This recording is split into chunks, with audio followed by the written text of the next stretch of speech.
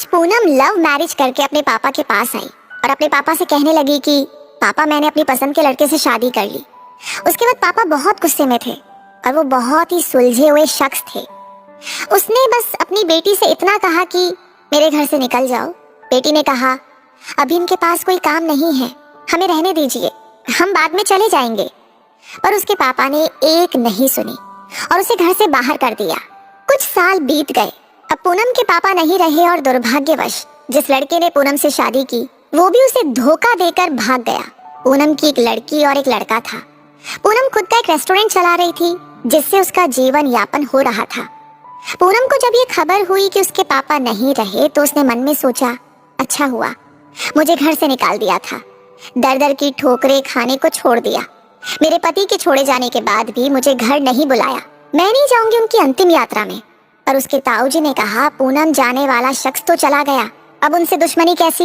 पूनम ने पहले हाँ नहीं किया, फिर सोचा चलो हो आती हूँ, देखूं तो जिन्होंने मुझे ठुकराया वो मरने के बाद कैसे सुकून पाता है। पूनम जब अपने पापा के घर आई तो सब उनकी अंतिम यात्रा की तैयारी कर रहे थे, पर पूनम को उनके मरने का कोई दुख नहीं था। वो तो बस अपने ताऊजी के कहने पर आई थी। अब पूनम के पापा की अंतिम यात्रा शुरू हुई। सब रो रहे थे पर पूनम दूर खड़ी हुई थी। जैसे जैसे सब कार्यक्रम निपट गया, आज पूनम के पापा की 13वीं थी। उसके ताऊजी आए और पूनम के हाथ में एक खत देते हुए कहा, ये तुम्हारे पापा ने तुम्हें दिया है, हो सके तो इसे पढ़ लेना। रात हो चुकी थी, सारे मेहमान जा चुके थे। पूनम ने वो खत निकाला और पढ़ने लगी। उसमें सबसे पहले लिखा था, मेरी प्यारी गुड़िया, मुझे मालूम है तुम मुझसे बहुत नाराज हो, पर अपने पापा को माफ कर देना। मैं जानता हूँ तुम्हें मैंने घर से निकाला था, तुम्हारे पास रहने की जगह नहीं थी, तुम दर दर की ठोकरें खा रही थी, पर मैं भी उदास था। तुम्हें कैसे बताऊं। याद है तुम्हें जब तुम 5 साल की थी, तब तुम्हारी माँ हमें छोड़ के चली गई थी। तब तुम कितना रोती थी, डरती थी, मेरे बिना सोती नहीं थी, रातों को उठकर रोती थी। तब मैं भी सारी रात तुम्हारे साथ जागता था। तुम जब स्कूल जाने से डरती थी तब मैं भी सारा समय तुम्हारे स्कूल की खिड़की पर खड़ा होता था, और जैसे ही तुम स्कूल से बाहर आती थी तुम्हें सीने से लगा लेता था। वो कच्चा पक्का खाना याद है तुम्हें, जो तुम्हें पसंद नहीं आता था, मैं उसे फेंक कर फिर से तुम्हारे लिए नया खाना बनाता था कि तुम भूखी ना रहो। याद है तुम्हें जब तुम्हें बुखार आया था तो मैं सारा दिन तुम्हारे पास बैठा रहता था, अंदर ही अंदर रोता था, पर तुम्हें हंसाता था कि तुम ना रो वरना मैं रो पड़ता था। वो पहली बार की हाई स्कूल की परीक्षा जब तुम रात भर पढ़ती थी तो मैं सारी रात तुम्हें चाय बना कर देता था। याद है तुम्हें जब तुम पहली बार कॉलेज गई थी और तुम्हें लड़कों ने छेड़ा था तो मैं तुम्हारे साथ कॉलेज गया और उन बदतमीज लड़कों से भिड़ गया। उम्र हो गई थी और मैं कमजोर भी, कुछ चोटें मुझे भी आई थी, पर हर लड़की की नजर में पापा हीरो होते हैं, इसलिए अपना दर्द सह गया। याद है तुम्हें वो तुम्हारी पहली जीन्स, वो छोटे कपड़े, वो गाड़ी, सारी कॉलोनी एक तरफ थी कि ये सब नहीं चलेगा, लड़की छोटे कपड़े नहीं पहनेगी, पर मैं तुम्हारे साथ खड़ा था, किसी को तुम्हारी खुशी में बाधा बनने नहीं दिया। तुम्हारा वो रातों को देर से आना, कभी कभी शराब पीना, डिस्को जाना, लड़कों के साथ घूमना, इन सब बातों को कभी मैंने गौर नहीं किया। पर एक दिन तुम एक लड़के से शादी करके आई, वो भी उस लड़के से जिसके बारे में तुम्हें कुछ भी पता नहीं था।